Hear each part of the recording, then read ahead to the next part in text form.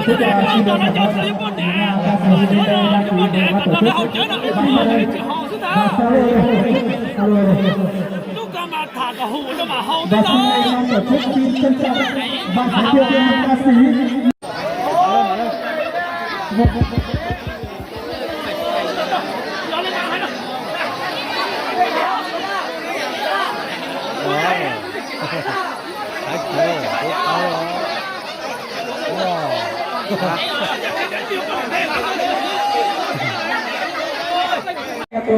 tụi đi bằng chú nó một tụi chú hùa khai nó cái tụi con này là nhìn cho tôi ít cho trong ở mà tia cái sự đời tôi nó là gì cái tụi tao sống tụi mông của tụi thái cái tụi tôi đó lúc này là bà mày thì cho trong là thì từ qua rồi sự đời đấy à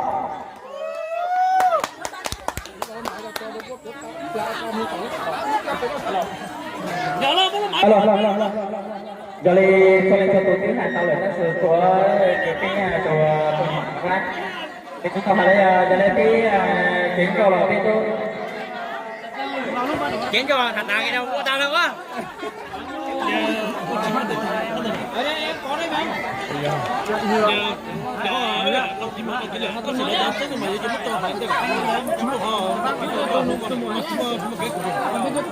giờ lên chị cho chị xua và sẽ cái là số lượng cái sản phẩm cho các sản phẩm có thấy lưu xua lực sản họ lưu số lực sản cho cái chi nên ca cho tới ta tỏi cho chuyển động nó do cái thuộc cái nhà sản sau thì hắn cái nên sản phẩm cho tới lưu số lực sản mong đi là tổ phẩm của cái thầy nó tôi lúc không họ lên số tên bạn nó tao đó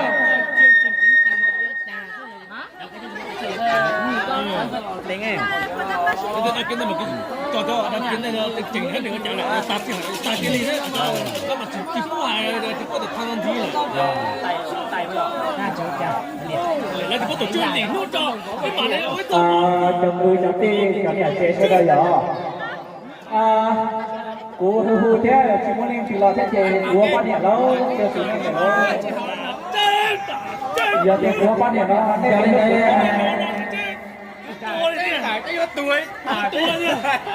cho nên đây thì là cái chúng ta hành tại của hai tên mình chúng ta sang số cái lưỡi số được trả rồi chỉ họ đây hành được trả sẽ có trang hai cầu rồi trả tăng na tụ tăng đô ni ti cứ tăng đô ni ti cứ mong đâu đi mong đâu mọi người hướng lên nào hướng lên hay là mong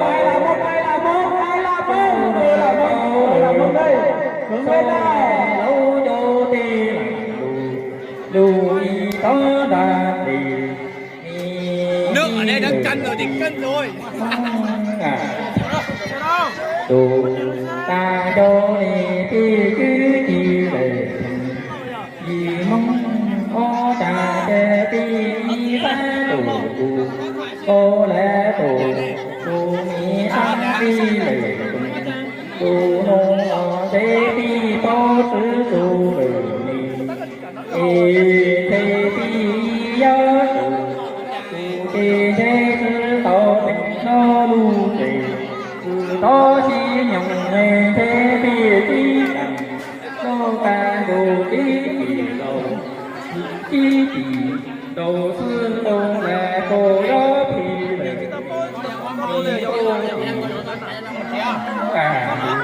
ta đô đi tô lệ ô đà chê mi chô đồ tô lệ xôi nấu chô tiền lùi đó thì tỏ thì mà cha cha vì ta dù sinh cô lại ô đó từ thì lo thế thì tao thì từ tao có đây cho đi thì bài là đồ chính đồ quê thì sống ta là cứ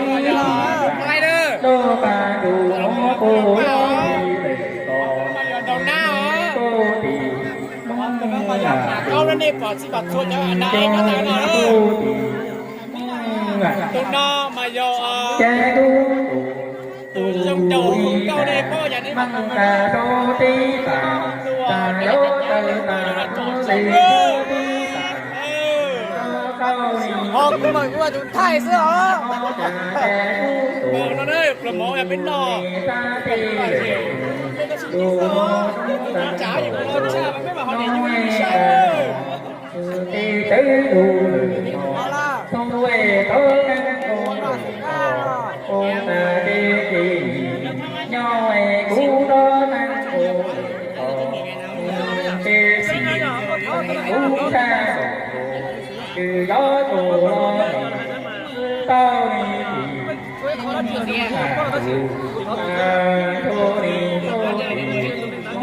chắc chắn là mời rồi. Đáp ơn để một khó muốn.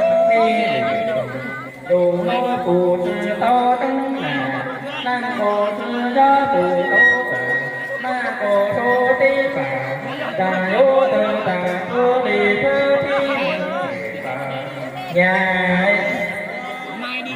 ở trong tê gu tê mô à lấy cổ đi thôi cú tơ ta cô ta cú ta từ gió tù lo hai cô đi Gào mong! Gào mong! Lấy kia gào mong! Lấy kia gào mong à! Lúc tới kia gào mong kìa gào mong một tụi xe lấy kìa! Lấy kia gào mong! Lo rồi lo! Có chả phải tụi xe rồi à! Lấy kia gào mong này lo rồi lo! Tí lo! Có chào tí lo đó! Chào tiền quý ấy tụi! Cái tụi gào mong cưới chị à gào mong rồi! Có hãy giống cha này! Lấy kia gào mong à! Rồi tiền lấy kìa! Cái số này là cổng xe nha! Nên chẳng có món này ở nhà hàng xíu là phải cổng xe thế nhỏ! Cô mà!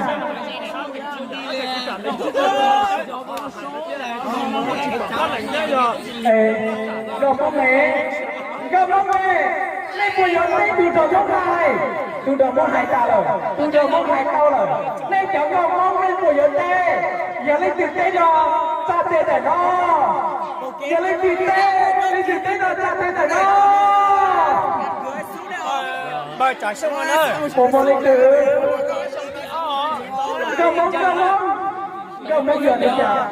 Gào mong hai tài lên bây giờ tế à. Lên bây giờ tế à. Làm à. Nó tế sư. Giờ chỉ số sát tiền từ khi từ nẻ khi nó chạy nó trong trong này là tụi ốc có quý sĩ à. Cái tế là tế đừng có. Sức rồi tiền ở lúc này ở đâu. Chỉ số sát tiền giờ là tế là cao tiền nhưng mà uống của nó đây à. Cháu bỏ lên tiền tế nhau. Giờ lên tiền tế nhau. Chỉ muốn lên tiền tế tao hả? Muốn tụi xe chắc là được chỉ bao nhiêu món rồi bao nhiêu món tế kia sẽ được. Hà Lực Sa đó mà, Hà Lực Sa nó mình chơi mua. Hà Lực Sa. Rồi, cho họ. Ok, bây giờ tôi ra tôi cho cái tôi là chỉ nhớ tôi nữa tôi như tôi cái đầu này. Cảm ơn tôi nhà hay anh Lục cho nào đấy. Sợ đây sẽ gì nó là tụi điểm đi nó tên tụi đi đâu là bây giờ không bây giờ kìa tụi thì nên hai số chắc rồi sẽ tụi điểm đi thì tên đi chả còn nó mà thế giờ cứ thiệm mất đâu còn nó thế cứ thiệm mất tên tiền đấy mà thế cứ thiệm mất đâu cái số nào mà đấy có lực tắc cả đà có cờ đòn đó là lâu chỉnh có từng đó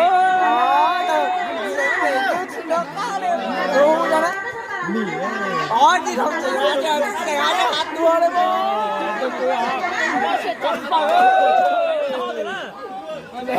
sẽ đây có của nó lắm còn đây của nó lắm của thuyền đi nó hai trăm tao là chắc sẽ đây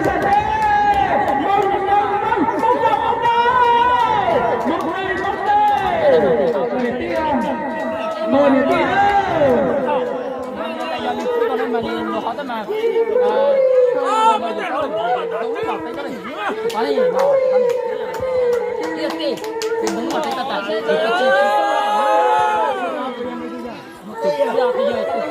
Lúc xưa của thầy nó mò luôn. Có chạy lên gì cái gì cao gì luôn. Mấy tập tính như cái gì nó. Cái nó.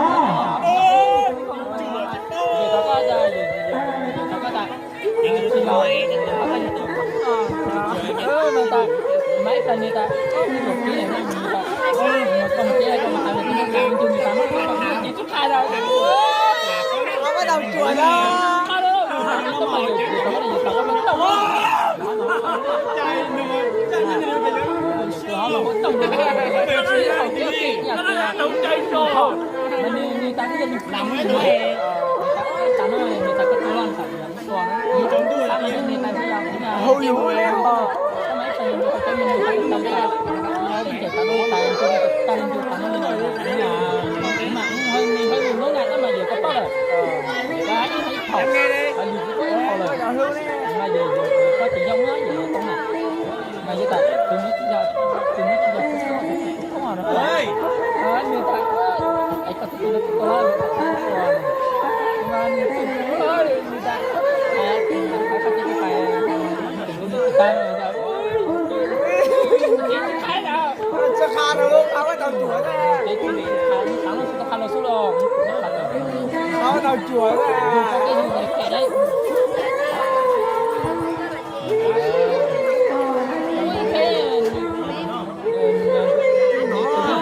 nhà mình ta luôn có hai người có chuyện là ta chỉ nói được hai luôn à không có tao chùa ra ơi bao rồi ta chỉ nói bao rồi tôi nên mà trong thế này nhưng mà cái mà kín lắm người ta phải dùng xiềng dùng chảo bếp cho nó mở chưa có mở được đâu khai chặt ta thì nó bỏ hoa lên đi ô chèn ơi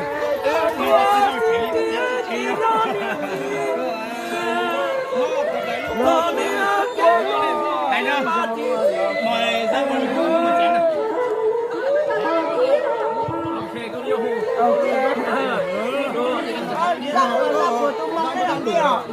này phải nữa chú cái hỏi này nha em nào không nhớ rồi này không mà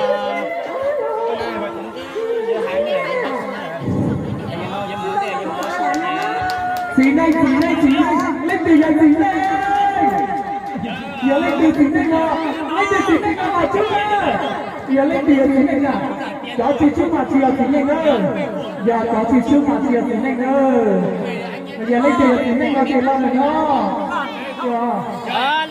lấy tiền đó ai có câu chơi này có phải nào kia có hay kia một câu chơi này ai phải là giống giờ biết mà giống này chỉ có số này không có số này không có cái kia mình chỉ là ai bên chỉ một lúa gì thế bây giờ là gì có nhiều mà thì đang bia hồi trước đây thì bị một chảy hồi em biết là thấy mặt thì lý do là chọn là chọn sau như chỉ chọn ôi lý họ cái thầy vậy đó số ở mọi nhất sẽ phải đó chứ thì anh em mà chỉ là nó chơi nha rất là múa chỉ múa mà dù hay quả dù nung đấy cái múa chứ nung á mà mò là cái lâu này cái bò này cái hồi là cái máy này nếu mà một chảo rồi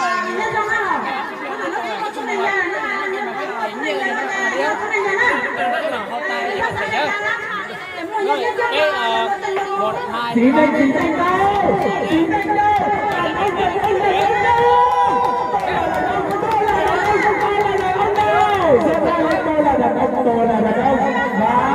đó là đầu thì chưa đúng ra đúng không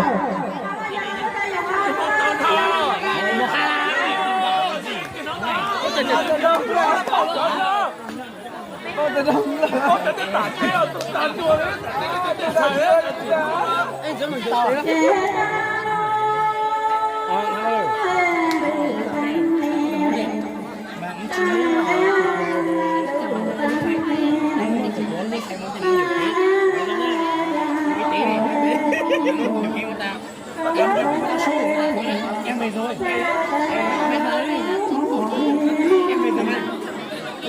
về rồi đồ thằng vô này cũng là những tư bây giờ qua chỉ không có món này nhỏ đây thì không có món là té đâu đây thì không có món là té sẽ từ hoa từ dòng đó mà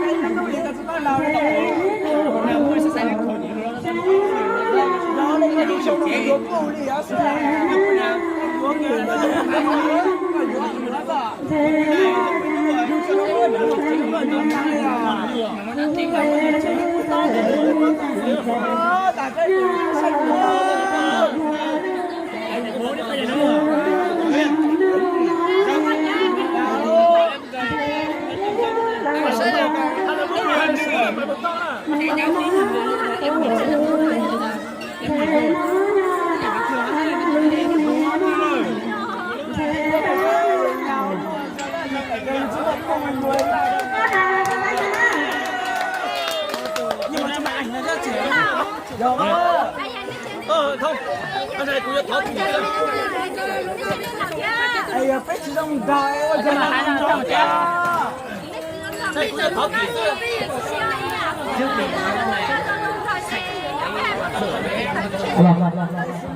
Nó chơi phải cho người ta còn phải được tiếng ngọt.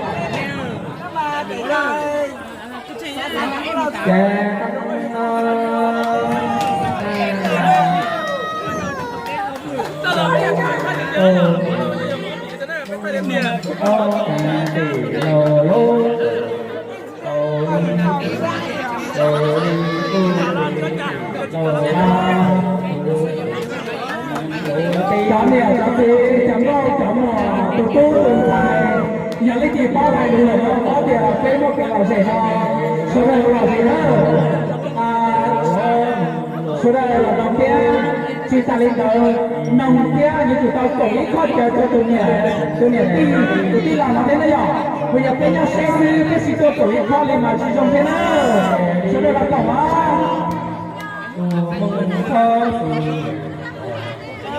tôi